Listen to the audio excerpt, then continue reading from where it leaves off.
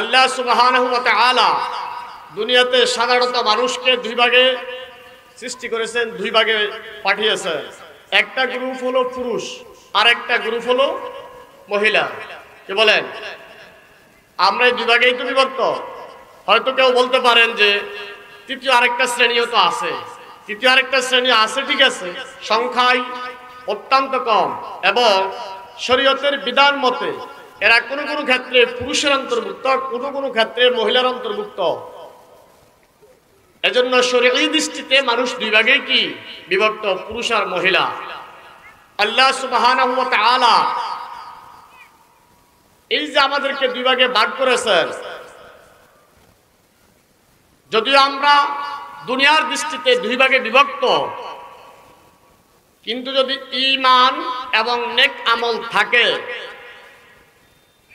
তাহলে আল্লাহ সুবহানাহু ওয়া তাআলা আমাদের বিচার বিশ্লেষণ করতে, যা যা সাজা দিতে পুরুষ মহিলার কোনো ভাগ করবেন না, বরং আল্লাহ তাআলার নিকটে যার ঈমান আছে, আমলে সালেহ আছে, তিনি পুরস্কৃত হবেন, চাই তিনি পুরুষ হন কিংবা মহিলা। যার ঈমান নেই, আমল নেই, তিনাকে শাস্তি দিবেন, চাই তিনি পুরুষ হোক কিংবা মহিলা। কথা বোঝা যাচ্ছে? আল্লাহ সুবহানাহু ওয়া তাআলা হযরত আদম আলাইহিস সালামকে দুনিয়াতে প্রেরণ করেছেন নিজ হাতে সৃষ্টি করে। আদমের পর থেকে দুনিয়াতে যেই মানব সৃষ্টির যে ধারা, এই ধারা সৃষ্টি হয়েছে মানুষ থেকে। মানুষ আল্লাহ তাআলা কি করেন? সৃষ্টি করেন। কি বলেন? আল্লাহ সুবহানাহু ওয়া তাআলা যাকে চায়, যাকে ইচ্ছা করেন, তাকে আল্লাহ সুবহানাহু ওয়া তাআলা ছেলে মেয়ে সন্তান দান করেন। আর যাকে চায় কোনটাই দেয় না, ছেলেও দেয় না, মেয়েও দেয় না। কি বলেন? আবার যাকে চায় ছেলেও দেয়, মেয়েও দেয়। যাকে চাই শুধু ছেলে দেয়, যাকে চাই শুধু মেয়ে দেয়। এই ছেলে মেয়ে দেওয়া, ছেলে মেয়ে হওয়া, এটা প্রথমত খোদার দান। আবার সন্তান হওয়ার ক্ষেত্রে ছেলে হওয়া কিংবা মেয়ে হওয়া, দুইটার একটাও কোনো মানুষের হাতে না, একটাও কারো কিনা হাতে না। কাকে আল্লাহ ছেলে দিবেন, কাকে আল্লাহ মেয়ে দিবেন, কাকে উভয়টা দিবেন, কাকে কোনটাই দিবে না, এই সিদ্ধান্ত কার হাতে? আল্লাহর হাতে। আল্লাহ কালামে পাকের ভিতরে ইরশাদ করেন, ইয়াহাবু লিমান ইয়াশাউ ইনাসান ওয়া ইয়াহাবু লিমান ইয়াশাউ যুকুর আও ইউজাব্বিজুহুম যুকরানান ওয়া ইনাসা ওয়া ইয়াজআলু মান ইয়াশাউ আকিমা। যাকে চায় আল্লাহ মেয়ে দেয়, যাকে চায় আল্লাহ ছেলে দেয়, যাকে চায় উভয়টা দেয়। যার ব্যাপারে আল্লাহর ইচ্ছা তাকে কোনোটাই দেয় না। ছেলে মেয়ে দেওয়ার ক্ষেত্রে আল্লাহ ইয়াহাবু ব্যবহার করেছেন। আরবি ভাষায় হেবা বলে। হেবা এমন দানকে যে দানের কোনো বিনিময় তার থেকে নেওয়া হয় না, এটাকে কি বলে? হেবা। আল্লাহ বলেন, আমি তোমাদেরকে ছেলে মেয়ে দেই, দান করেছি, দিচ্ছি। সুতরাং আয়াত থেকে স্পষ্ট প্রমাণ, ছেলে দেওয়ার মালিক আল্লাহ, মেয়ে দেওয়ার মালিক আল্লাহ, পুরোটাই না দেওয়ার মালিককে আল্লাহ। যদি আমার এই কথাটা বুঝে থাকেন তাহলে বলেন, ছেলে দেওয়ার মালিক এই পৃথিবীর কোন দরবারের বাবা? কি বলেন? কথা বুঝে আসে নাই? ছেলে দেওয়ার মালিক এই যে আমাদের দেশে মাজার মুজার আছে, এই মাজারের কোন ব্যক্তি ছেলে দেওয়ার মালিক? কি বলেন? মাজারের কেউ ছেলে দেওয়ার কিনা মালিক না, মেয়ে দেওয়ার মালিক না। সুতরাং সন্তান যদি চাইতে হয় একমাত্র আল্লাহর কাছে চাইতে হবে। কোন মাজারে গিয়ে সন্তান চাওয়া যাবে না। কোন দরবারে গিয়ে ওই দরবারের গদিনিসীন যে বাবা নামের যে ভণ্ড আছে তার কাছে সন্তান চাওয়া যাবে না। কি বলেন, গাড়ি হাঁকায় যাবেন? এই যে এখন মৌসুম আসছে গাড়ি হাঁকায় যাওয়া, বিভিন্ন দরবারে গাড়ি হাঁকায় যাচ্ছে, কথা বোঝা যাচ্ছে? সুতরাং কোন দরবারে ছেলে মেয়ে চাওয়ার জন্য যাওয়া যাবে না। হ্যাঁ, তবে হক্কানি আল্লাহওয়ালা বুজুর্গ যারা আছেন তাদের কাছে ছেলে মেয়ের জন্য দোয়া চাওয়া যেতে পারে, যে আমার জন্য দোয়া করেন যাতে আল্লাহ আমাকে ছেলে দান করে, আমাকে সন্তান দেয়, দোয়া চাওয়া যেতে পারে। কিন্তু বাবা আমাকে সন্তান দেন, ছেলে দেন, মেয়ে দেন, এই কথা বলা যাবে না। স্পষ্ট শিরক, এই শিরক থেকে বাঁচার আল্লাহ আমাদের সকলকে তৌফিক দান করুন। আয়াত থেকে আরেকটি বিষয় আমাদের সামনে স্পষ্ট হয়,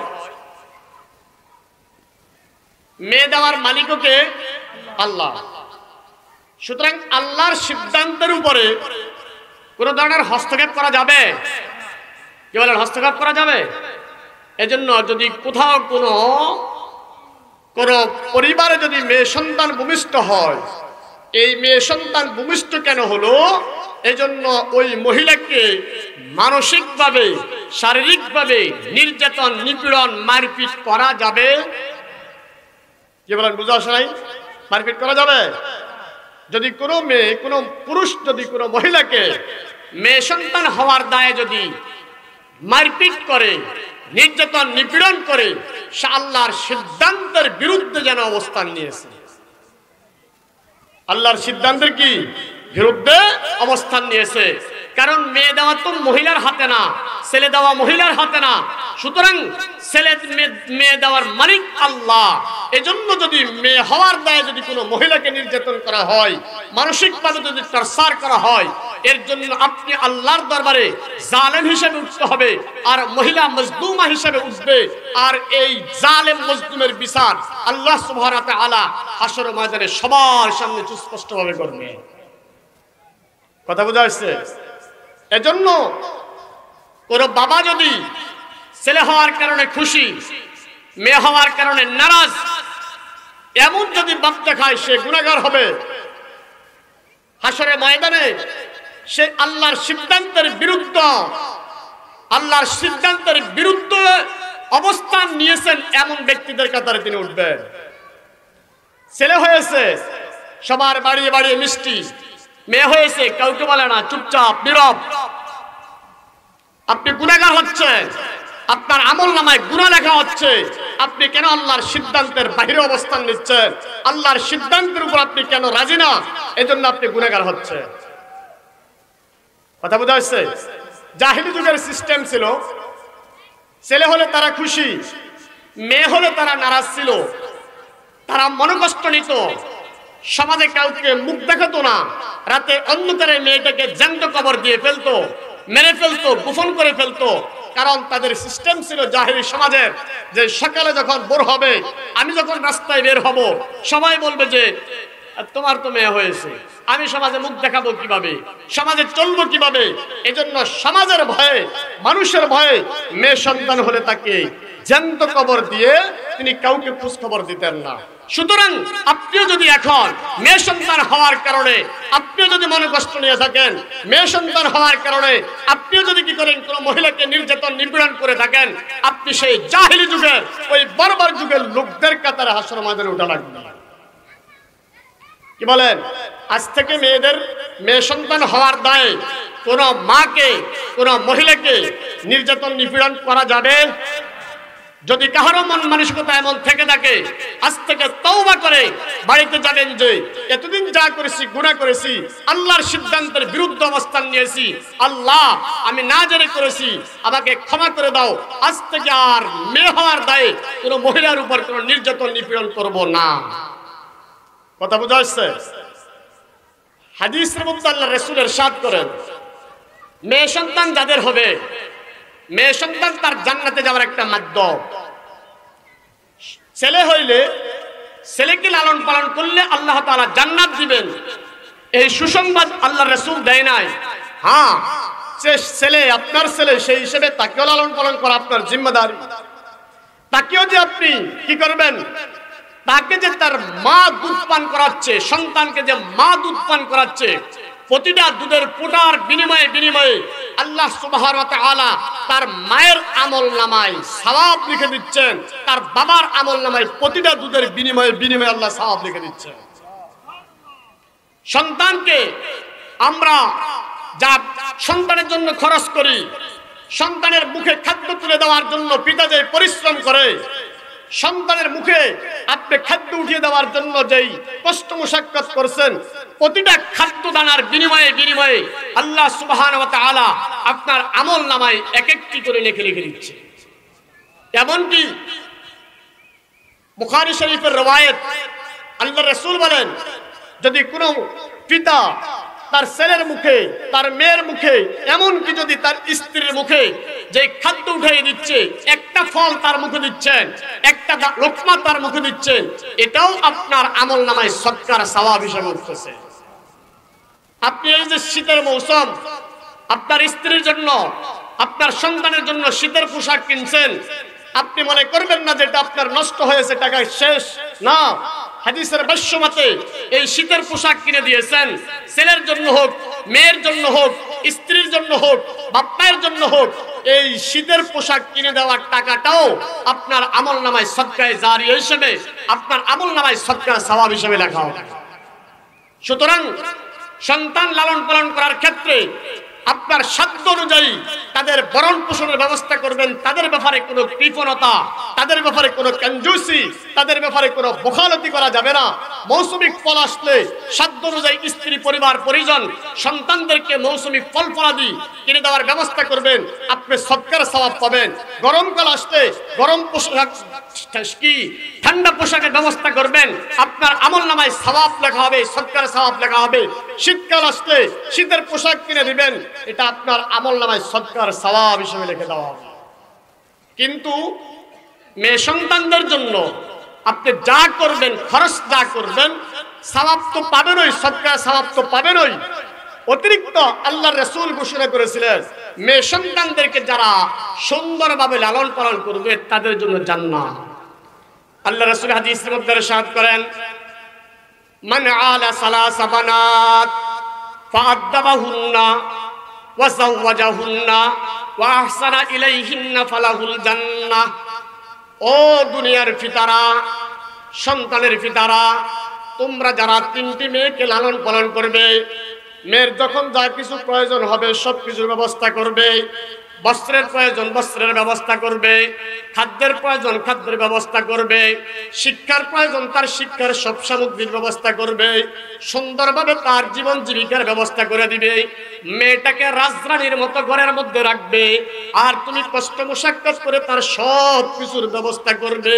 ফাআদ্দাবাহুন্না, অতঃপর তাকে আদব শিখাবে, তাকে ধর্মীয় শিক্ষায় শিক্ষিত করবে, তাকে কোরআন হাদিসের শিক্ষায় শিক্ষিত করবে, তাকে আদর্শ শিক্ষায় শিক্ষিত করবে, তাকে দ্বীন ধর্ম শিক্ষায় শিক্ষিত করবে। দ্বীন ধর্মের উপর চলার জন্য যেই পরিমাণ শিক্ষার প্রয়োজন, তুমি পিতা যদি তোমার মেয়েকে ওই পরিমাণ শিক্ষা দীক্ষায় শিক্ষিত করো। ওয়াজাওয়াজাহুন্না, ভালো একটা পাত্র দেখে যদি তাকে ওই ভালো পাত্রের কাছে হস্তান্তর করো, আদর্শ একটা ছেলে দেখিয়ে যদি তার কাছে তাকে বিয়ে দাও। ওয়া আহসানা ইলাইহিন্না, তাকে যদি তুমি সদ্ব্যবহার করো, আল্লাহ রাসূল বলেন ফালাহুল জান্নাহ, এই পিতার জন্য আমি রাসূল জান্নাতের সুসংবাদ দিচ্ছি। এই পিতার জন্য আল্লাহ তাআলা জান্নাতের ব্যবস্থা করে রেখেছেন। কি বলেন? ছেলের ব্যাপারে কিন্তু এরকম বলে নাই। ছেলেকে কিন্তু খরচ করলে সওয়াব পাবেন, সদকার সওয়াব পাবেন, এটা বলেছেন। কিন্তু অতিরিক্ত মেয়ের ব্যাপারে বলেছেন কয়টা কাজ? এক নম্বরে তার দেখভাল করতে হবে, দুই নম্বরে তাকে আদব শিক্ষা দিতে হবে, তিন নম্বরে সৎপাত্র দেখিয়ে তাকে বিয়ে দিতে হবে, চার নম্বরে সবসময় তার সাথে নরম ব্যবহার, তার সাথে সুন্দর ব্যবহার করতে হবে। এই চারটা কাজ যেই পিতা তার মেয়ের সাথে করবে, যেই পিতা তার মেয়ের সাথে চারটা আচরণ করবে, আল্লাহর রাসূল বলেন ফালাহুল জান্নাহ, এই পিতার জন্য কি রয়েছে? জান্নাত রয়েছে। কথা বোঝা যাচ্ছে? মানে আলা, আল্লাহ রাসূল বলেন যে ভরণ পোষণের জিম্মাদারি নিয়েছে মেয়েদের, যেই পিতা মেয়েদের ভরণ পোষণের জিম্মাদারি নিয়েছে, মেয়েদের ভরণ পোষণের প্রয়োজন হয়েছে, সবকিছুর ব্যবস্থা করেছে। ওয়া আদ্দাবাহুন্না, তাদেরকে আদব শিক্ষা দিয়েছে। এখন আদব কাকে বলে? আল্লাহ রাসূল হাদিসের মধ্যে ইরশাদ করেন, আল্লামানি রাব্বি ফাহসানা তালিমি ওয়া আদাবানি রাব্বি ফাহসানা তাদিবি। রাসূল বলেন, আল্লাহ জিবরিলের মাধ্যমে আমাকে পৃথিবীর সর্বোত্তম শিক্ষা ইলম ওয়াহির শিক্ষা দিয়েছেন এবং জিবরিলের মাধ্যমে আমাকে পৃথিবীর সর্বোত্তম আদর্শ শিক্ষা দিয়েছেন।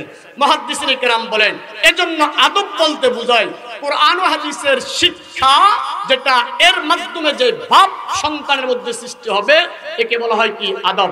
তাহলে হাদিসের খোলাসা কি দাঁড়ালো, যেই ব্যক্তি সন্তানকে কোরআন ও হাদিস ধর্মীয় মাসাইল শিখানোর মাধ্যমে উত্তম আখলাক উত্তম চরিত্র শিখালো, তার জন্য কি রয়েছে? জান্নাত রয়েছে। কথা বোঝা হয়েছে? ওয়াজাউবাজাহুন্না, আর কি রয়েছে? আর কি করেছে? মেয়েটাকে সুন্দর একটা পাত্র, আদর্শ একটা ছেলের কাছে, ভালো একটা ছেলের কাছে কি করেছে? বিয়ে দিয়েছে। কার কাছে? ধনাঢ্য ছেলের কাছে, সরকারি চাকরিজীবী। কথা বোঝা আসে নাই? সরকারি চাকরিজীবীর কথা বলেছে আল্লাহ। শুধু সরকারি চাকরিজীবীর কথা বলা নাই, ধনাঢ্য ছেলে বলা নাই, সুন্দর সুদর্শন ছেলের কথা বলে নাই, এরপরে বংশের কথা বলে নাই, যে উত্তম বংশ নিয়া নামি দামি বংশ নিয়ে বিয়ে দিয়েছে না। ওয়াজাউবাজাহুন্না, তাদেরকে উত্তম ছেলের কাছে কি করেছে? বিয়ে দিয়েছে। আদর্শ একটা দিনদার ছেলের কাছে কি করেছে? বিয়ে দিয়েছে। ফালাহুল জান্নাত, তার জন্য কি রয়েছে? জান্নাত রয়েছে। কথা বোঝা যাচ্ছে?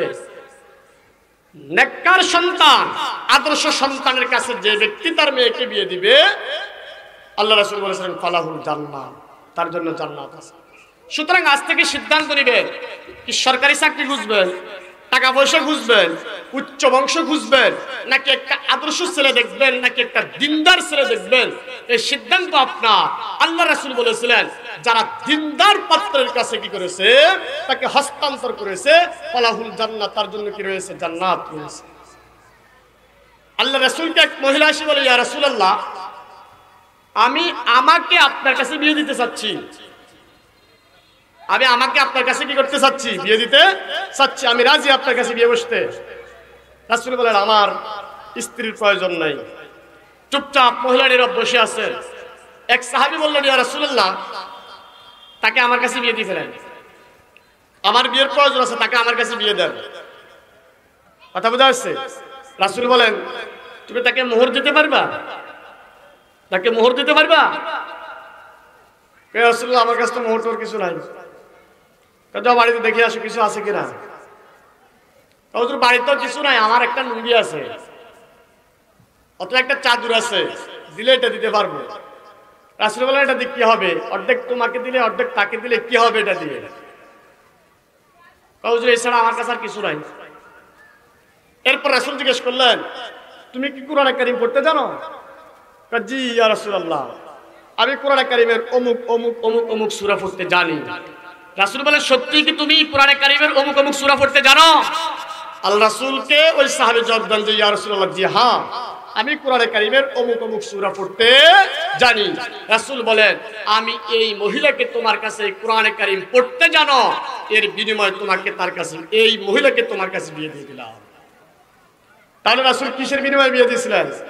ওই ছেলে কোরআন কারীম পড়তে জানে, এর বরকতে শুধু এতটুকু দেখেছেন যে সে কোরআন পড়তে জানে, সে কোরআন পড়তে জানে, এতটুকু কারণেই, এইটুকু কারণে আল্লাহ রাসূল ওই মহিলাকে এই ছেলের কাছে কি করেছেন? এই সাহাবীর কাছে কি করেছেন? বিয়ে দিয়ে দিয়েছে। কি বলেন? রাসূল ধন সম্পদ চাইছে? উচ্চ বংশের না। আল্লাহ রাসূল হাদিসের মধ্যে বলেন, তুনকাহুল মারআতু বিআরবা'in লিজামালিহা ওয়া লিমালিহা ওয়া লিহাসাবিহা ওয়া লিদীনিহা ফাসফার বিযাতিদ দ্বীন তারিবাত ইয়াদাক। আল্লাহ রাসূল বলেন, হে আমার উম্মত, সমাজের সিস্টেম হলো চারটা জিনিস দেখি বিয়ে করে সাধারণত। বিয়ে করতে গেলে মেয়েটা সুন্দর কিনা, বংশমর্যাদা ভালো কিনা, মাল সম্পদ আছে কিনা, দিনদারি আছে কিনা, সাধারণত চারটা জিনিস দেখে। তবে তোমরা কি করো? ফাসফার বিযাতিদ দ্বীন তারিবাত ইয়াদাক। এতগুলো দেখো না, সুন্দর কিনা, উচ্চ মর্যাদা উচ্চ বংশের কিনা, মাল সম্পদ আছে কিনা, এটা দেখো না, বরং ফাসফার বিযাতিদ দ্বীন তারিবাত ইয়াদাক। তুমি শুধু তার দিন ধর্ম দেখে কি করো? বিয়ে করো। আল্লাহ তোমাকে কি করবে? বরকত দিয়ে মালামাল করে দিবে, ভরপুর করে দিবে। কথা বোঝা যাচ্ছে? আল্লাহ রাসূল কি বলেছিলেন? দিনদারি দেখে বিয়ে করো। দিনদারি দেখে কি করো? বিয়ে করো। অর্থ সম্পদ, সৌন্দর্য, উচ্চ বংশ, যদি দিনদারির সাথে সাথে সবগুলো থাকে ভালো, আর যদি কোনোটাই নেই, শুধু তার মধ্যে দিনদারি আছে, আল্লাহ রাসূল কো এই দিনদারি দেখেই তুমি কি করো? বিয়ে করো। তোমার এই বিয়ের মধ্যে কি হবে? বরকত হবে। তোমার এই বিয়ের মধ্যে আল্লাহ তাআলার রহমত থাকবে। এই বিয়ে তোমার জন্য ইহকাল পরকালে কি হবে? মুক্তির কারণ হবে, শান্তির কারণ হবে। কথা বোঝা যাচ্ছে? সুতরাং দিনদারি দেখে বিয়ে করার জন্য বলেছেন। এজন্য মেয়েদেরকে দিনদারি শিখানো এটা পিতার উপর, মেয়ের পক্ষ থেকে মেয়েদের অধিকার, পিতার দায়িত্ব। সন্তানকে, মেয়েকে দিনদারি শিখানো, মেয়েদেরকে ধর্মীয় শিক্ষায় শিক্ষিত করা, ধর্মের উপর চলার জন্য যা কিছু প্রয়োজন অতটুকু কি করা? শিক্ষা করা। আপনি যদি আপনার মেয়েকে এই দিনদারি না শিখায় যান, ধর্মীয় শিক্ষায় শিক্ষিত না করেন, কোরআন না শিখান, হাদিস না শিখান, মাসআলা মাসাইল না শিখেন, যার কারণে এই মেয়ে উল্টাপাল্টা চলবে, দিনের উপর চলতে পারবে না, এর জন্য শুধু সেই দায়ী হবে তা না, হাসরের ময়দানে যদি সে জাহান্নামে যা, আপনাকেও সাথে জাহান্নামে নিয়ে যাবে। আপনাকেও কি করবে? নিয়ে যাবে। আল্লাহ রাসূল হাদিসের মধ্যে ইরশাদ করেন, আলা কুল্লুকুম রাইন ওয়া কুল্লুকুম মাসউলুন আন রাইয়াতি। আলা কুল্লুকুম রাইন ওয়া কুল্লুকুম মাসউলুন আন রাইয়াতি। হে আমার উম্মত, তোমরা প্রত্যেকেই দায়িত্বশীল। তুমি পিতা, তোমার সন্তানের দায়িত্বশীল অভিভাবক তুমি। তুমি পরিবারের প্রধান, ওই পরিবারের দায়িত্বশীল তুমি। তুমি সমাজের প্রধান, ওই সমাজের দায়িত্বশীল তুমি। তুমি ওয়ার্ডের প্রধান, ওই ওয়ার্ডের দায়িত্বশীল তুমি। তুমি ইউনিয়নের প্রধান, ওই ইউনিয়নের দায়িত্বশীল তুমি। সুতরাং তোমাকে তোমার পরিবার সম্পর্কে, তোমাকে তোমার সন্তান সম্পর্কে, তোমাকে তোমার ওয়ার্ড সম্পর্কে, তোমাকে তোমার সমাজ সম্পর্কে, তোমাকে তোমার ইউনিয়ন সম্পর্কে কি করা হবে? জিজ্ঞেস করা হবে। কি বলেন? আমাদের দেশে এই ইউনিয়ন প্রতিনিধি হওয়ার জন্য, ওয়ার্ড প্রতিনিধি হওয়ার জন্য নির্বাচনে ভাটতে হয়। নির্বাচনে কি হয়? ভাটতে হয়। প্রার্থী হওয়ার পরে যা করে এর পরিণাম কত ভয়াবহ হবে এটা যদি জানতো, তাহলে সে তওবা করে তার এই সব কাজ থেকে সে ফিরে আসতো। কখনো সেই মেম্বারের নাম নিত না, সমাজের সভাপতির দায়িত্ব নেওয়ার নাম নিত না, সমাজের সেক্রেটারি হওয়ার কি নিত না, দায়িত্ব সে কখনো গ্রহণ করতো না। না জানার কারণে তিনাকে মেম্বার বলবে, তিনাকে সভাপতি বলবে, তিনাকে সেক্রেটারি বলবে। এই জন্যই তিনি কি করেন? পদের জন্য প্রার্থী হন। কিন্তু যথাযথ দায়িত্ব পালন না করলে এই পদ তার জন্য হাসরের ময়দানে বিপদের কারণ হবে। সুতরাং আপনি আপনার সন্তানের প্রধান, আপনি আপনার সন্তানের অভিভাবক।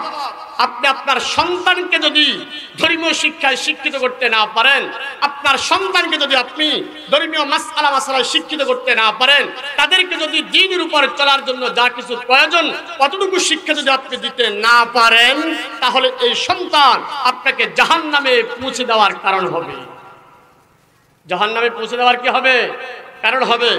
এজন্য সন্তানকে দিয়ে যাতে আপনি জাহান্নামে যেতে না হয়, সন্তানের মাধ্যমে যাতে আপনি হাসরের ময়দানে আল্লাহর দরবারে আটকা পড়তে না হয়, এজন্য সন্তানকে আপনি কি করবেন? দুনিয়াতে তাকে ধর্মীয় শিক্ষায় শিক্ষিত করবেন, মাসআলা মাসাইল শিখাবেন। মেয়েদেরকে উচ্চ শিক্ষায় শিক্ষিত করার জন্য আল্লাহ রাসূল বাধাও দেন নাই, আবার আল্লাহ রাসূল উৎসাহিত করেন নাই।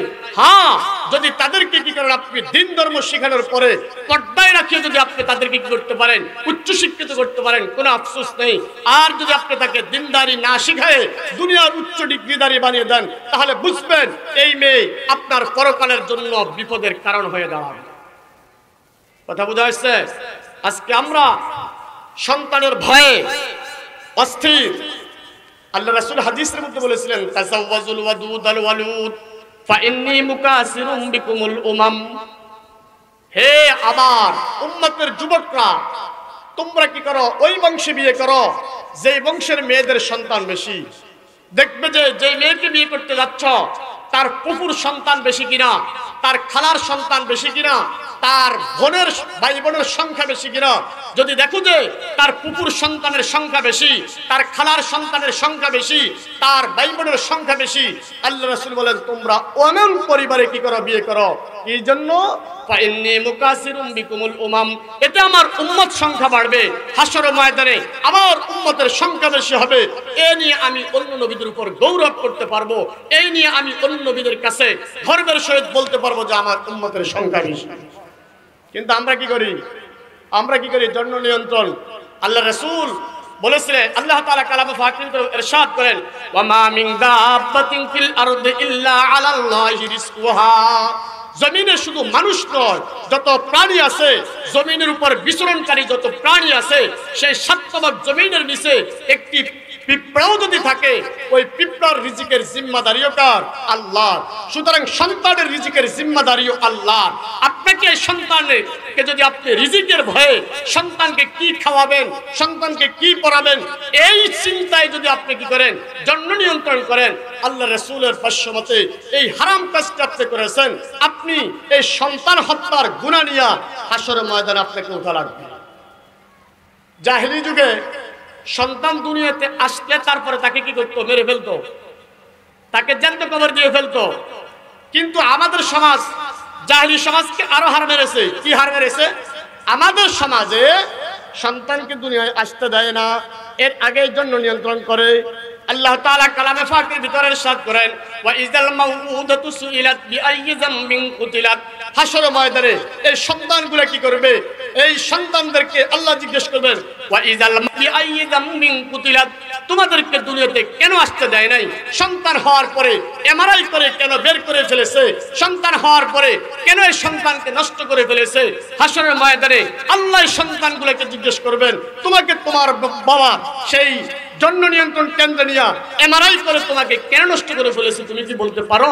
সন্তান আল্লাহকে বলবে, আল্লাহ আমি তো জানি না যে আমাকে আমার বাবা কেন দুনিয়ার আলো বাতাস দেখতে দেয় নাই, আমাকে কেন আমার বাবা নষ্ট করে ফেলেছে, আমার মায়ের গর্ভ থেকে আমাকে কেন বিদায় করে দিয়েছে, আমি জানি না।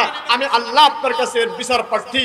যদি আপনার এই নষ্ট করা সন্তান যদি আল্লাহর কাছে যদি এমন অভিযোগ দায়ের করে, মুক্তি পাওয়ার কোনো সুযোগ না। কি বলেন? মুক্তি পাওয়ার কোনো সুযোগ আছে?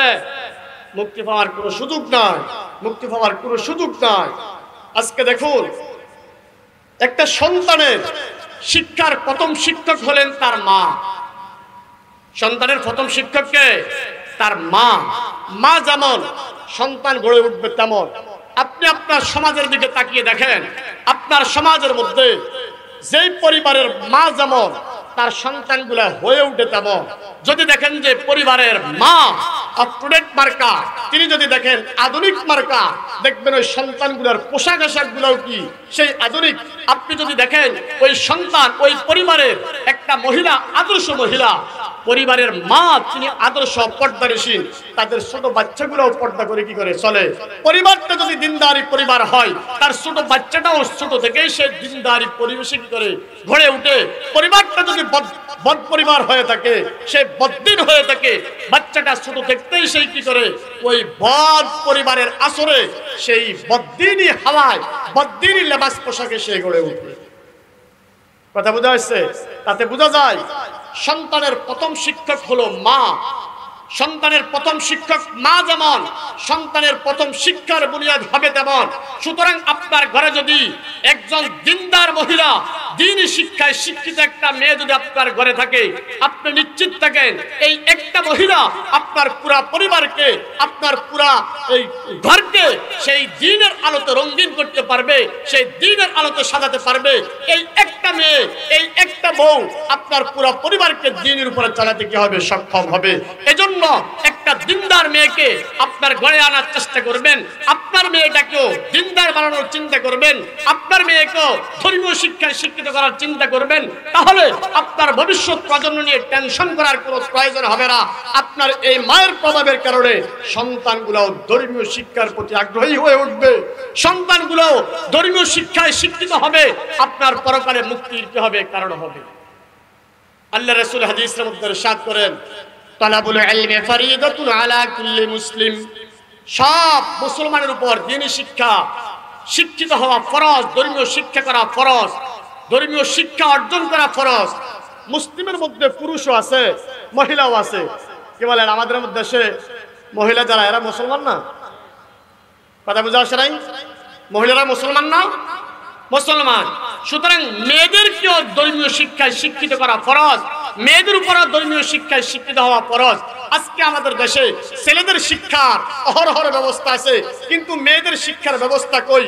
মেয়েদের জন্য 2-4টি মহিলা মাদ্রাসা, আদর্শ মাদ্রাসা যেগুলো গড়ে উঠছে, আপনার ইমানি দায়িত্ব, আপনার ইমানি ফরিজা হলো আপনার মেয়েগুলোকে এইসব প্রতিষ্ঠানে ভর্তি করে তাদেরকে ধর্মীয় শিক্ষায় শিক্ষিত করা, তাদেরকে ধর্মীয় শিক্ষায় কি করা? শিক্ষিত করা। কি বলেন? মেয়েদেরকে ধর্মীয় শিক্ষায় শিক্ষিত করবেন তো? আল্লাহ সুবহানাহু ওয়া তাআলা পুরুষ মহিলা 2 ভাগে বিভক্ত করে পুরুষদেরকে ঘরের বাহিরের যত কাজ, একটা পরিবার চলার জন্য যত খরচের প্রয়োজন, যত আয় আমদানির প্রয়োজন, সবকিছুর জিম্মাদারি পুরুষের উপরে দিয়েছেন। কার উপরে দিয়েছেন? পুরুষের উপরে জিম্মাদারি দিয়েছেন। আর মহিলাকে দিয়েছেন ঘরোয়া পরিবেশে থেকে পুরুষের ঘরটাকে সামলানো, পুরুষের সম্পদের হেফাজত করা, পুরুষের ঘরটাকে দ্বীনের আলোয় আলোকিত করা। এটা একটা মহিলার জিম্মাদারি। এটা একটা কি? মহিলার জিম্মাদারি। পুরুষের জিম্মাদারি হলো বাহিরের কাজগুলো আঞ্জাম দেওয়া, মহিলার জিম্মাদারি হলো ঘরোয়া পরিবেশের কাজ কি দেওয়া, আঞ্জাম দেওয়া। কিন্তু আফসোসের বিষয়, আমরা আজকে এমন এক পরিবেশে বসবাস করছি যেই পরিবেশে পুরুষের জিম্মাদারিটা মহিলার উপর চেপে দিয়ে এটাকে নাকি মহিলার অধিকার বানিয়ে দিয়েছে। কি বলেন? সংসার চালানোর জিম্মাদারি কার? কথা বুঝে আসে? সংসার চালানোর জিম্মাদারি কার? পুরুষের। সংসারের ব্যয়ভার বহন করার জিম্মাদারি কার? পুরুষের। আজকে সেই পুরুষগুলোকে বেকার রেখে মহিলাদেরকে এই সংসার চালানোর, সংসারের ব্যয়ভারের জিম্মাদারি মহিলার উপর ন্যস্ত করে এটা নাকি মহিলার কি হয়েছে? অধিকার হয়েছে। শরীয়ত বলে মহিলা থাকবে রাজরানী ঘরের ভিতরে, তুমি পুরুষ বাহির থেকে এনে দিবে, সেই ঘরের ভিতরে রাজরানীর মতো ঘর সামলাবে, সন্তানকে তরবিয়ত দিবে, সন্তানকে ঘরে তুলবে। তার কাজ তো রাস্তায় মাটি কাটা নয়, তার কাজ তো অফিসে গিয়ে কাজ করা নয়, তার কাজ তো ড্রাইভিং করা নয়, তার কাজ তো সেই রাস্তায় ঘুরে ঘুরে চাকরি করা নয়। কিন্তু তুমি বোকা পুরুষ, তুমি ঘরে থেকে মহিলাকে এই জিম্মাদারি মহিলার উপরে চাপাই দিয়ে তুমি ঘরে এসে বসেছ, আর মহিলাদেরকে তুমি সমঅধিকারের দাবি করো, মহিলাদের অধিকারের দাবি করো। এটা নির্লজ্জতা ছাড়া দ্বিতীয় কিছু নয়। এটা একটা চরম নির্লজ্জতা। এটা ব্যক্তি পুরুষের জিম্মাদারি, ব্যক্তি পুরুষের কাজ। সে তার পরিবারের ভরণ পোষণের জিম্মাদারি মহিলার উপর ন্যস্ত করে তিনি বেকার, তিনি চুপচাপ। মহিলাকে কোথায় ফাটা? বাহিরে কাজ কাম করার জন্য ফাটা। এটা চরম ব্যর্থতা। মহিলার জিম্মাদারি হলো তাকে ধর্মীয় শিক্ষায় শিক্ষিত করে ঘরে বসানো, তাকে রাস্তায় বের করে দেওয়া। এটা মহিলার জিম্মাদারি নয়।